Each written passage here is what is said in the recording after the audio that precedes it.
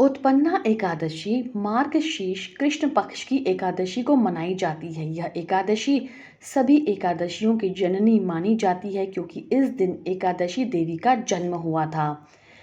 इस व्रत का महत्व जान लेते हैं। उत्पन्ना एकादशी को अधर्म और पापों के विनाश हेतु भगवान विष्णु ने एकादशी देवी को उत्पन्न किया था। इस व्रत को करने से व्यक्ति के सभी पाप नष्ट हो जाते हैं और मोक्ष की प्राप्ति होती है। यह व्रत उन लोगों के लिए श्रेष्ठ माना जाता है जो पहली बार एकादशी व्रत आरंभ करना चाहते हैं। आइए इस कथा की व्रत विधि जान लेते हैं। व्रत करने वाले दिन प्रातःकाल उठकर स्नान करके स्वच्छ वस्त्र धारण करके व्रत का संकल्प लेना चाहिए। भगवान विष्णु की प्रतिमा को गंगा जल से स्नान कराएं। पीले वस्त्र पहनाकर भगवान को चंदन, पुष्प, तुलसी, धूप, दीप आदि अर्पित करें।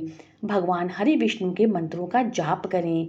फल, पंचामृत, तुलसी दल आदि से भोग अर्पित करें।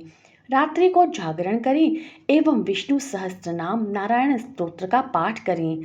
अगले दिन द्वादशी को ब्राह्मणों को भोजन करवा के व्रत का पारण करें। इस व्रत के नियमों में अनाज, चावल, दास, तामसिक भोजन वर्जित है। व्रतधारी को क्रोध, झूठ, निंदा और कटुवाणी से बचना चाहिए।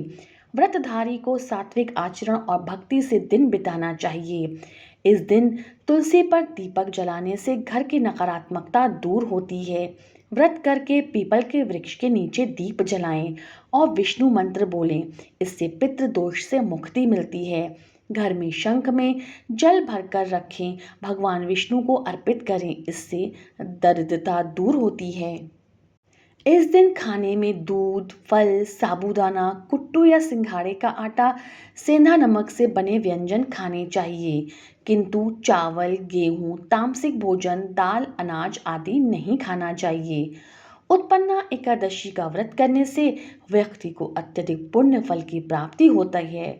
यह व्रत सभी एकादशियों में प्रथम मानी जाती है, इसीलिए इस व्रत को एकादशी व्रत की शुरुआत करने के लिए उत्तम माना गया है।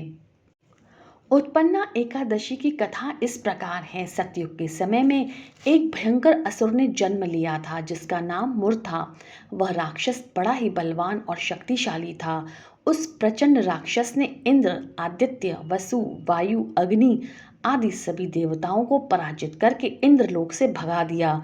तब इंद्र समेत सभी देवतागण भगवान शिव के पास गए। सभी देवताओं ने भयभीत होकर भगवान शिव को सारा वृत्तांत सुनाया और कहा कि हे कैलाशपति, मुर दैत्य से भयभीत होकर सभी देवतागण मृत्यु लोक में घूम रहे हैं। यह सुनकर भगवान शिव ने कहा, हे देवताओं, तीनों लोकों के स्वामी, भक्तों के दुखों का नाश करने वाले भगवान विष्णु की शरण में जाओ।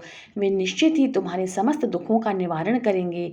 भगवान शिव के वचनों को सुनकर सभी देवतागण क्षीर सागर में पहुंचे और कहा कि हे मधुसूदन, आप हमारी रक्षा करें। हे भगवान, दैत्यों ने हमको जीतकर स्वर्ग से निकाल दिया। कृपया आप उन दैत्यों से हमारे सबकी रक्षा करें। इंद्र के ऐसे वचनों को सुनकर भगवान विष्णु कहने लगे, हे इंद्र, ऐसा मायावी दैत्य कौन है जिसने सब देवताओं को जीत लिया? उसका नाम क्या है? वह कितना बलवान है और किसके आश्रय में है एवं उसका स्थान कहाँ है? यह सब मुझसे कहो। यह सुनकर इंद्र बोले, भगवान, प्राचीन काल में नारी जंग नामक एक राक्षस था। उसके महापराक्रमी और जंग विख्यात मुर नाम का एक पुत्र हुआ।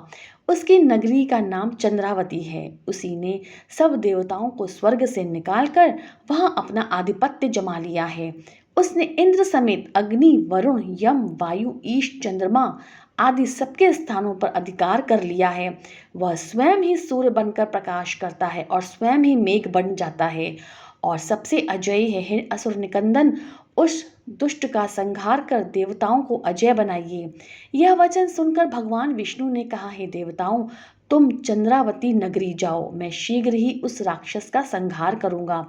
इस प्रकार कहकर भगवान सहित सभी देवताओं ने चंद्रावती नगर की ओर प्रस्थान किया। उस समय दैत्य मुर अपनी सेना के साथ युद्ध भूमि में गरज रहा था। जब स्वयं भगवान विष्णु रणभूमि में आए तो उस दैत्य पर उन सभी ने अस्त्र शस्त्र आयुध लेकर प्रहार कर दिया। तब भगवान विष्णु ने उन्हें सर्प के समान अपने बाणों से भेद दिया। युद्ध के दौरान बहुत से दैत्य मारे गए, लेकिन मुर का बाल भी बाका न हुआ। वह अविचल भाव से भगवान के साथ युद्ध करता रहा। भगवान के तीक्ष्ण बाण भी उसके लिए पुष्प के समान सिद्ध हो रहे थे। उसका शरीर छिन्न भिन्न हो गया था, लेकिन फिर भी वह युद्ध करता रहा, जिसके बाद दोनों के बीच मल्ल युद्ध भी हुआ। यह युद्ध 10,000 वर्ष तक ऐसे ही चलता रहा, लेकिन मुर ने हार नहीं मानी। तब वे थक कर भगवान बदरिकाश्रम की ओर चले। वहां हेमवती नाम की एक सुंदर गुफा थी। उसमें विश्राम करने के लिए भगवान उसके अंदर प्रवेश कर गए।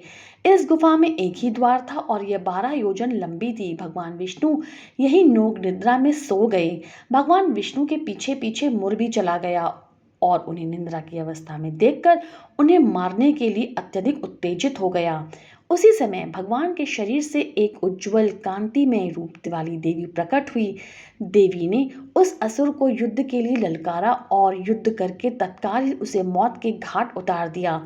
श्री हरि भगवान जब योग निद्रा की गोद से उठे तो वह सब बातों को जानकर उस देवी से कहने लगे, आपका जन्म एकादशी के दिन हुआ है, इसीलिए आप उत्पन्ना एकादशी के नाम से पूजित होंगी।